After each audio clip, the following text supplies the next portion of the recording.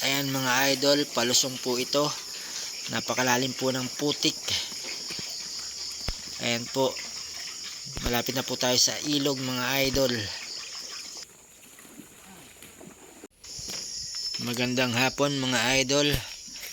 Maghahanda po ako ng takunan dwarf coconut seedlings. Kasi po pipick upin na po bukas ng umaga. Medyo malayo-layo po kasi yung aking pagdidiliberan. Malayo po ang kalsada po dito sa amin mga idol. At ayan mga idol, hinahanda ko lang po yung mga i-deliver ko po bukas mga idol. 350 po ang i-deliver ko bukas ng umaga. Sa ilog nga pala po ako dadaan mga idol, kasi maganda po ang panahon po dito sa amin. Mas malapit po kasi doon mga idol, kaya doon po ako dadaan. Doon ko po dadalhin itong mga takunan dwarf coconut seedlings na to mga idol. Ayan, nahanda ko na po. Nakuha ko na po lahat, yung 350 pieces mga idol. Ayan. Magandang umaga mga idol. Ayan po. Magdi-deliver na po ako ng takunan dwarf coconut seedlings sa kalsada. Inagahan ko po kasi maaga po kukunin tong takunan dwarf coconut seedlings po natin mga idol. At mag-aapat na hakot nga po pala ako kasi 350 pieces po ang aking i-deliver po sa kalsada. At sa ilog po ako dadaan papunta pong kalsada mga idol. Hindi nga po pala ako dadaan dun sa dati kong dinaanan na napakaputik at malayo. Kasi po maganda po ang panahon po ngayon. Maliit po ang tubig ng ilog, kaya pwede po akong makadaan po dun ngayon. Ayan mga idol, sinasakay ko na po sa kariton ang mga takunan dwarf coconut seedlings mga idol, at i-deliver ko na po ito sa kalsada.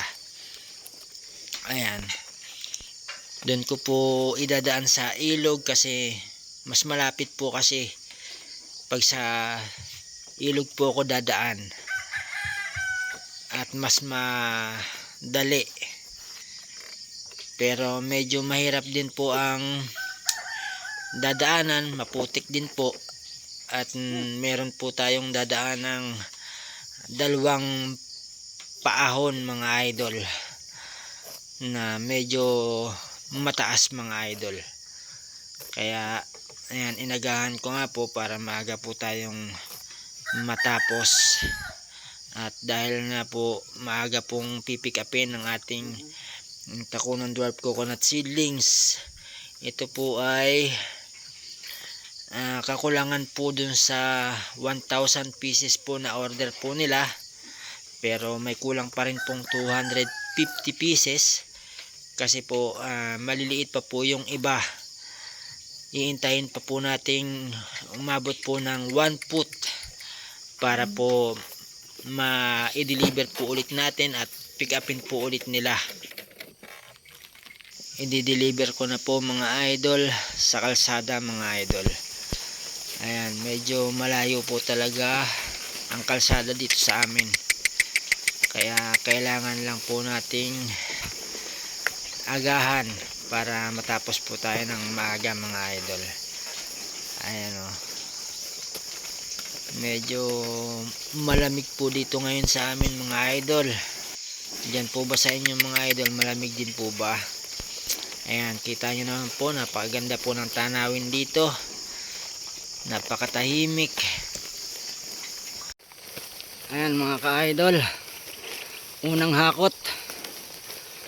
Ito po yung kapunuan po sa 1,000 pieces na order, pero may kulang pa rin pong 250, kaya mag-iintay pa rin po sila ng 1 foot pataas medyo mabababa pa po yung iba mga idol. Ayan po, 350 po yung ilalabas ko ngayon. Dito po ako lalabas sa ilog mga ka-idol. Dito po ako dadaan kasi maganda po ang panahon ngayon at maliit po ang tubig ng ilog ngayon mga idol. Malapit na po ako sa ilog mga idol. Ayan na.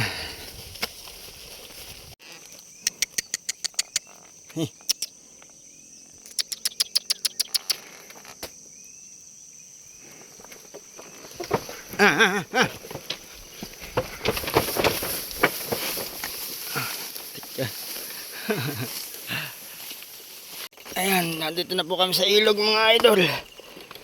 Medyo mahirap po ang daan dito. Ayan. Ayan o, medyo palusong din po yan mga idol.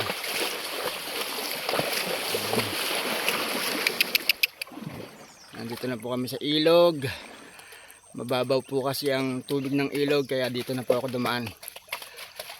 Mas malapit po kasi kaysa doon sa dating dinaanan kong maputik. Ayan o, napakaganda ng tubig. Malinaw mga idol.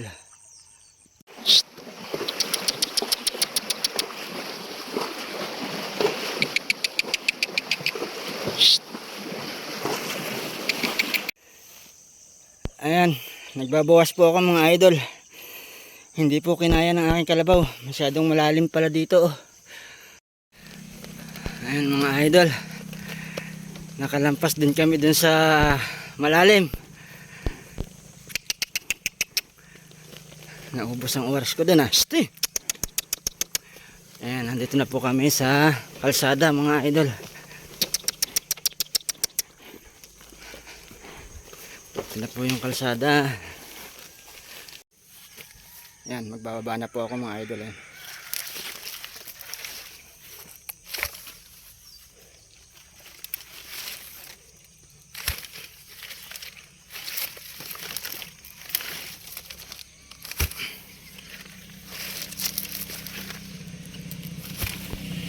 Ayan mga idol, naibaba ko na po yung isang hakot. Ayan, 4 na hakot po tayo ulit mga idol. Ayan, pabalik na po ako ulit mga idol. Pangalawang hakot po. Ayan, nandito na po ulit ako sa ilog. Ayan mga idol, dito ako na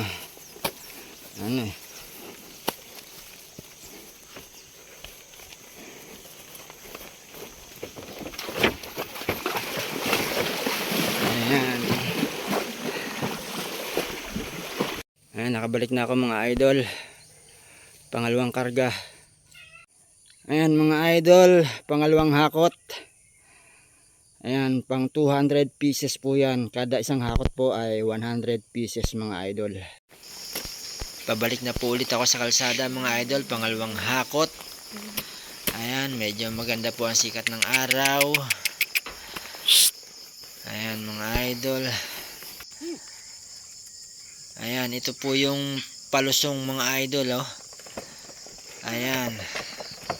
Talagang ang taas niyan mga idol. At dito pa sa malapit po sa ilog mga idol. Ayan, malalim din po ang putik dito.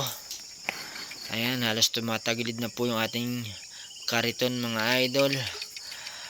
At ito po, palusong din po ito mga idol. Malalim din po ang putik dito mga idol. Ayan po oh. Ayan, kita nyo naman po, halos tagilid na po yung ating sports kariton mga idol. Ayan, nasa ilog na po tayo. Ayan, nandito na ulit ako sa ilog mga idol. Pakalinaw ng tubig oh. Ayan ang buhay namin dito mga idol. Ayan, pangalawang hakot mga idol. Ito yung unang hakot ko.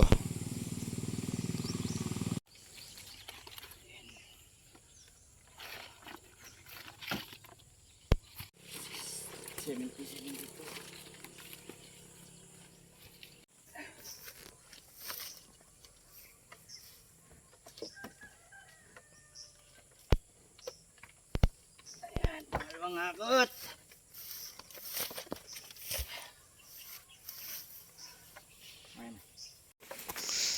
Ayan mga idol, pabalik na po ulit ako. Pangatlong hakot po ito mga idol. Ayan po. Makikita nyo po yung dinadaanan ko po dito mga idol. Talagang medyo hirap po talaga yung kalabaw natin. Pero kailangan po nating magtiyaga. Ayan. Napakaganda po ng ilog mga idol. Ayan o. Kitang-kita nyo po. Napakalinaw ng tubig. Ayan, ito po yung paahon mga idol. Yung kaninang palusong natin na meron tayong karga. Ayan, paahon po yan. Halos tagilid na po yung ating sports car ito mga idol. Ayan po oh. Ayan ang mahirap na daan po dito. Tsaka po yan mga idol. Paahon din po yan. Mataas po yan oh. Halos kapag may sakay po yung ating sports car ito dyan, halos hirap na hirap po yung ating kalabaw mga idol. Ayan mga idol, pangatlong hakot na po ito, pang 300 pieces. Ayan po, ito po yung daan na mataas, yung palusong mga idol. Ayan po, palusong din po ito, malapit po sa ilog. Napakalalim po ng putik po dyan mga idol. Halos hirap po yung ating sports car ito dyan. Pero okay lang, kayang kaya po yan ng ating kalabaw mga idol. Ayan o, kayang kaya rin po yan ng ating sports car ito. Ayan, napakaganda po ng tubig. Malakas po ang agos mga idol. Maganda rin po ang sikat ng araw. Kaya okay na okay mga idol. Ayan, malapit na po ulit tayo sa kalsada mga idol. Ayan mga idol, pangatlong hakot, pang 300 pieces. Ayan o. Ayan, naibaba ko na po lahat yung pangatlong hakot. Last na hakot na yan mga idol. May last na hakot pa tayo. Ayan mga idol, ito po yung mahirap na daan po dito sa amin. Ayan, paahon po yan. Medyo malalim na rin po yung putik. Ayan, isa rin po ito sa mahirap na daan po dito sa amin mga idol. Ayan, lalo na kapag madulas po yan. Hindi po makaahon po yung ating kalabaw dito pagka mayroon pong karga yung kariton mga idol. Ayan o, kailangan pang ibaba po yung sakay ng kariton para po makayanan niya po yung kariton. Ayan mga idol, huling hakot na po yan mga idol. Ayan mga idol, huling hakot na po ito. Ayan o. Ito na yung pipick up. Ayan, kukunin na po nila. Ayan. Sila po yung magpipick up. Tignan mo, video. Ayan. Takunan dwarf coconut seedlings. 375 lang yan. Ha? 375. Ayan, patapos na. Parang sampu ang buhay. Ayan o. Salamat ng marami sa inyo sa ulitin. Thank you ng marami. Ayan mga idol, ito po yung paahon. Ayan o. Makikita nyo pong hirap na hirap po yung ating kalabaw. Halos lumuhod na po para lang makaahon siya oh. Ayan. At ito rin po mga idol, paahon din po ito. Pero kaya naman po ng ating kalabaw to mga idol. Ayan. Tapos na po.